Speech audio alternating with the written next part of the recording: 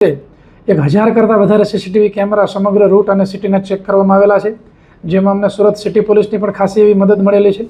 અને જે બંને આરોપીઓ છે એ આરોપીઓ ગઈકાલે કઠોર કોર્ટની અંદર સરેન્ડર કરવા ગયા હતા અને ત્યાંથી આરોપીઓને પકડી લેવામાં આવેલા છે.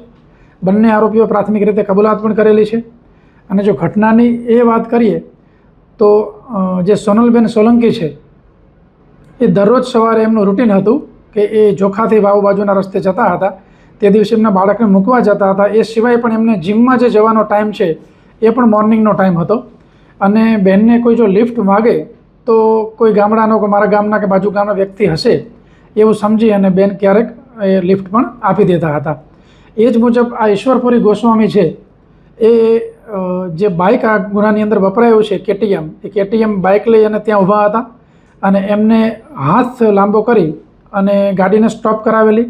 ગાડી સ્ટોપ થઈ અને જેવું બેને જે ડ્રાઈવર સાઈડ બાજુનો જે કાચ છે એ કાચ નીચો કરતાં જ એકદમ નજીકથી જે પિસ્ટલ છે એ પિસ્ટલથી એને ફાયરિંગ કરેલું અને આંખ અને કાનની વચ્ચેનો જે ભાગ છે ત્યાં જ સીધી ગોળી હિટ થયેલી અને બેન ઇન્જર્ડ થઈ ગયેલા.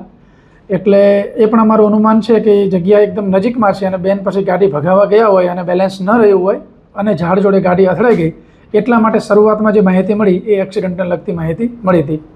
આ ઘટના બન્યા બાદ ઈશ્વરપુરી ગોસ્વામી છે એ બાઇક લઈ અને ભાગી ગયા હતા. એ અહીંથી વલસાડને ત્યાંથી મહારાષ્ટ્ર ગયેલા અને જે નિકુંજ ગોસ્વામી છે એ એમની ઇગ્નિસ ગાડી લઈ અને એમના ઘરેથી ભાગી ગયેલા. બંને વ્યક્તિઓ એકબીજાના સતત સંપર્કમાં હતા અને એ લોકો મધ્યપ્રદેશ જઈ અને એકબીજાને